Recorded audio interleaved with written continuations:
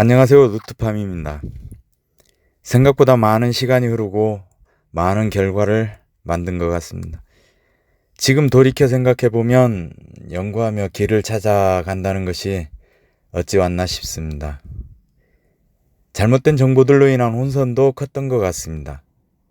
그렇다면 감초에 관심 있는 여러분들도 잘못된 정보들로 인한 많은 어려움을 겪거나 혼란하신 분도 계시리라 생각합니다.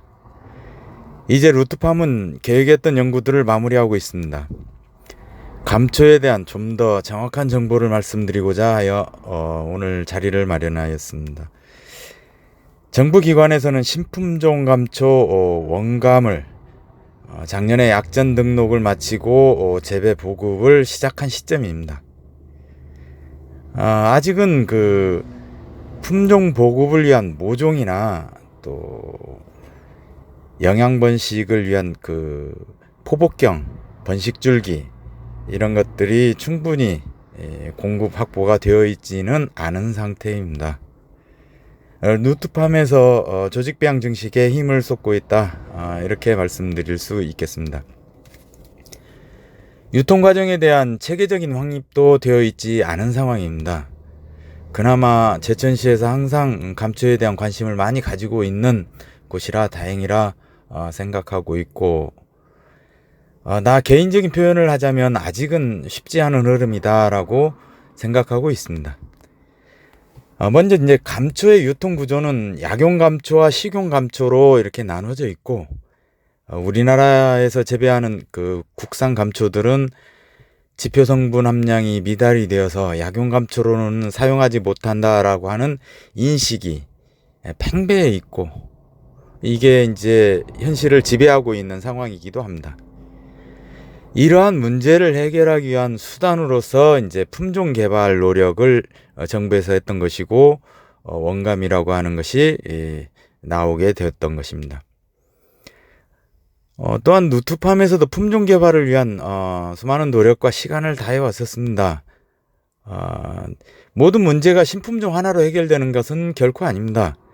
가장 중요한 문제, 큰 문제를 해결했다라고 하는 것이지 모든 문제를 해결한 것은 아닙니다. 앞으로도 나머지 다른 문제들을 해결하기 위한 더 많은 노력이 필요하기도 합니다. 우리 루트팜에서도 정부에서 개발한 신품종 원감 재배에 참여하고 있습니다. 약용 감초 성분이 모자라서 그 식용 감초로 사용하고 있는 국산 감초의 현실, 그러면 유통되어지고 있는 가격 구조는 어떻게 되고 있을까요? 우리가 상식적으로 생각했을 때 규정이 까다롭고 키우기가 어려운 약용 감초가 당연히 비싸고 고가이어야 되는 것이 상례가 아니겠습니까? 그런데 지금 현실, 유통의 현실, 시장의 현실은 그렇지 않습니다. 감초가 약재로서 약의 가장 중요한 약용 성분이 모자라는 식용 감초가 약으로 사용되어지지 못하는 식용 감초가 약으로 사용되어지는 약용 감초보다 배 이상 비싸게 판매되고 있는 것이, 거래되고 있는 것이 현실입니다. 이러한 현상을 아이러니하다라고 해야 되는 것입니까? 지금 감초 산업이 나아가지 못하는 가장 커다란 이유를 함축하고 있는 현실이라고 말씀드릴 수가 있을 것입니다. 이러한 분명한 정보들이 오픈되어지지 않은 상태이다 보니 감초를 재배하면 큰돈을 번다는 소문으로 무모한 도전을 하시는 분들도 계시고, 막연하게 전문가를 자처하면서 반듯하게 직근으로만 키우면 다 되는 것처럼 현혹하는 말들도 있지만, 직근은 감초의 등급 판별하는 기준, 육안으로 보는 기준에 있어서 한 가지 크고 잘 자랐다 하는 것 이외에는 아무것도 없습니다. 반듯하게 자란다고 해서 약용 성분이 많은 것도 아니고, 생각해 보세요. 감초를 건조해서 자르고 또 추출하고 이런 과정으로 가는데 반듯하게 자라고 안 자라고가 무슨 이유가 되겠습니까? 감초를 재배하는 입장에서 한 뿌리가 얼마나 크느냐 궁금하지요. 또 생감초를 건조했을 때 건감초 중량이 어떻게 되느냐라고 하는 이런 것들은 알고 계셔야 됩니다. 최소한 감초를 재배하려고 생각하시는 분이라면 이런 것들은 파악을 해야 됩니다. 그리고 표본으로 몇 개를 재배한 결과에 귀 기울이지 마십시오. 실제적으로 100평 하우스, 200평 하우스 재배하고 있는 곳에 가서 평균적인 수치, 이 결과에 귀를 기울이십시오. 가끔 우점 현상으로 커진, 돌연변이 현상으로 커진 이런 감초들을 상대로 기준을 잡게 되면 아주 패망의 지름길이 될 수도 있습니다. 감초 재배 시 재배 면적당 제식거리 무시하는 재배법은 욕심만큼 실패를 보는 결과가 생긴다. 꼭 명심하셔야 됩니다. 다시 말씀드려 작물 재배에는 제식거리라는 것이 있습니다. 광합성을 할 수 있는 면적 확보가 필요하다는 말씀입니다. 그런데 이러한 기초적인 것을 무시하고 적은 면적에 엄청난 파종을 하게 되면 오점 현상 등으로 인한 다양한 문제가 발생하게 됩니다.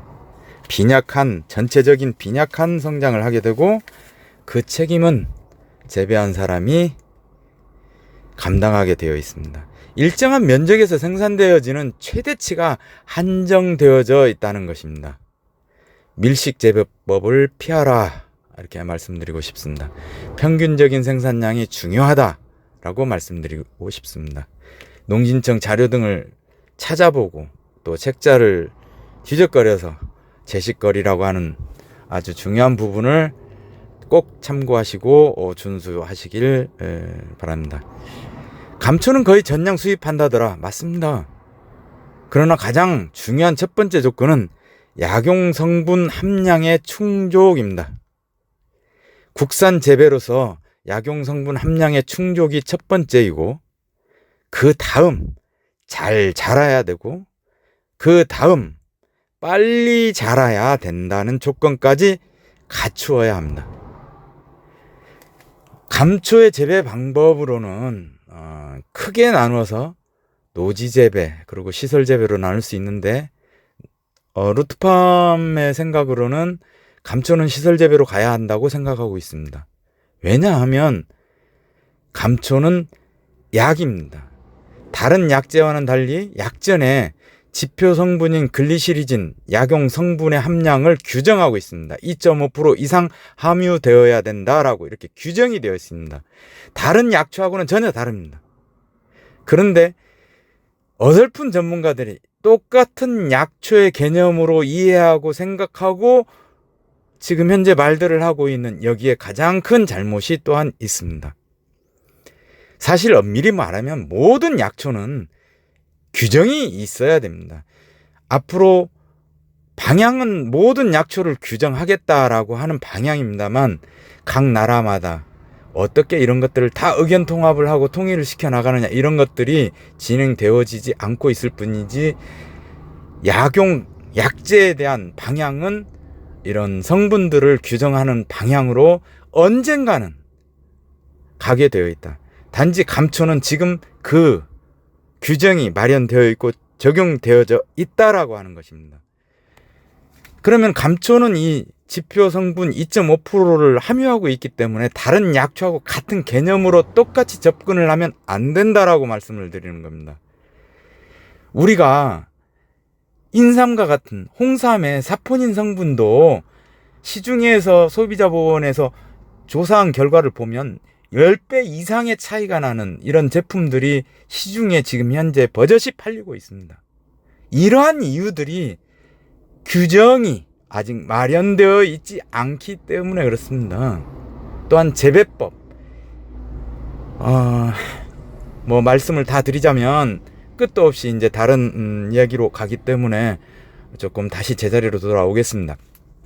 어떻든 감초는 2.5%라고 하는 이 규정이 되어 있기 때문에 이 규정에서 너무 많이 벗어나 버리거나 너무 많아도 한번 중국에서 수입되어지고 있는 들어오는 약용감초의 한번 현실을 한번 내가 문제점을 한 가지만 말씀을 좀 드리도록 하겠습니다.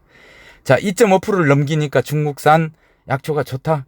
지금 중국산에도 중국은 이제 야생 채취를 금지하고 있기 때문에 사실 엄밀히 중국에서 들어오지 못합니다.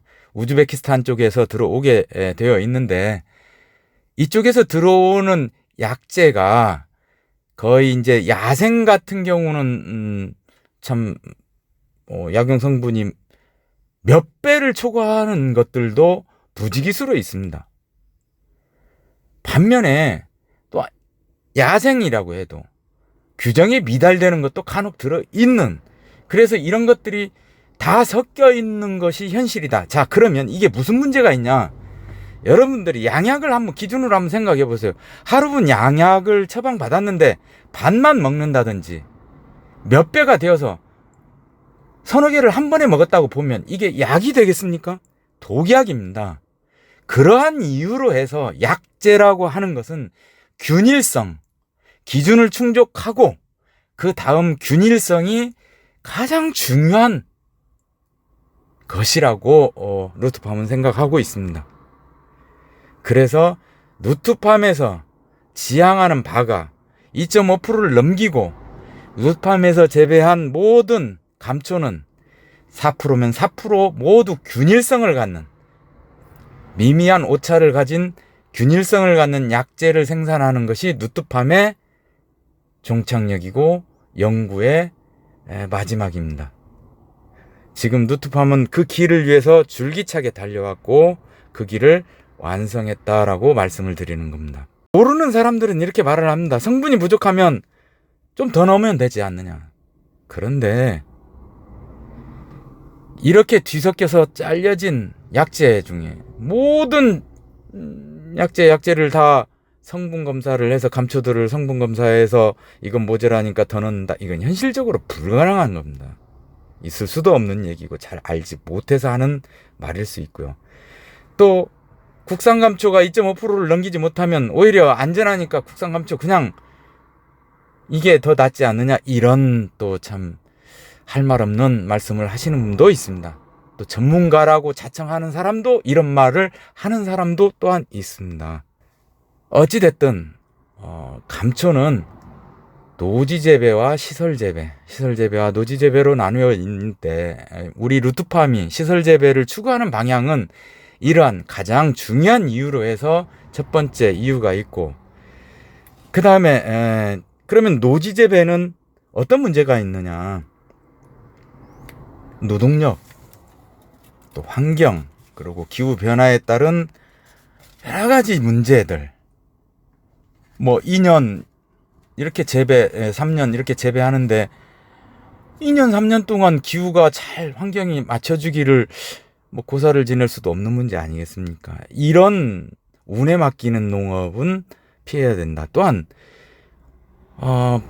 노지 재배를 해서 얻어지는 수익이 지금 모든 재배법이 자동화되어 있는 콩이나 뭐 아니면 고수익을 자처하는 뭐 고추나 이런 것들에 비해서 수익이 더 낫냐? 한번 냉철하게 한번 비교를 해봐야 되는 것이 또한 현실이기 때문에 이러한 경쟁, 이러한 발전 방향은 결코 옳지 않다라고 루트팜은 생각하고 있는 것입니다. 루트팜은 조직배양 모종의 대량 기술이 확립되어 있고, 이제 루트팜은 직급말을 말하는 단계도 지났습니다. 이제 포복경을 억제하는 단계도 지났습니다. 성장까지도 컨트롤하는 단계가 되었습니다. 루트팜에 연락을 주시면 감초 재배법에 대한 연구 결과를 오픈할 수 있는 데까지, 알려드릴 수 있는 데까지는 공유를 하고 알려드립니다. 그리고 또한 루트팜은 시설 재배를 합니다. 단일 품종을 재배하고 단일 시설 하우스를 통한 관리 시스템을 통합하고 규정되어진 양분 공급을 체계적으로 공급하고, 이렇게 생산되어진 감초는 균일한 성분의 아주 우수한, 우리나라에서 최고 가는, 세계에서 있지 않을 정도로 정제되어진 양약처럼 우수한 약재를 생산해낼 수 있는 것이 누트팜의 재배법입니다. 또한 누트팜은 24년 현재 감초 재배 현황이나 기술 수준들을 아주 정확하게 파악하고 있습니다. 필요하신 분들은 연락을 주시면 최선을 다해서 공유하도록 하겠습니다. 그리고 누트팜에서는 쉽고 편리한 감초 재배법을 경험하고 또 본인 스스로가 그 경험을 토대로 판단하고 결정할 수 있도록 감초를 배우고 재배할 수 있는 프로젝트를 진행할 예정입니다. 처음부터 모험적 투자 비용 이런 것들을 부담을 안고 시작하지 않고 스스로가 편리하게 진행할 수 있는 프로그램을 가지고 있습니다. 이런 조건들에는 이제 면접을 통한 여러 가지 대화가 필요합니다만 주소지 이전이 가능하신 분, 그리고 건강하신 분이면 더 좋겠고, 청년농 또는 귀농의 관점에서 검토하시는 분들도 연락 주시기 바랍니다. 또한 유통 및 상품화 사업에 관심 있는 분께서도 문의 주시기 바랍니다. 그동안 누트팜을 사랑해 주시고 격려도 해 주신 분들 감사드립니다. 기술적인 문제에 대해서는 더 이상 무엇이라고 드릴 말씀이 이제는 없을 듯도 싶습니다. 또한 다른 문제들 또 알리고자 하는 내용들이 생기면 그때 다시 찾아뵙도록 하겠습니다. 그동안 관심 가져주신 점에 대해서 감사 인사드리겠습니다. 감사합니다.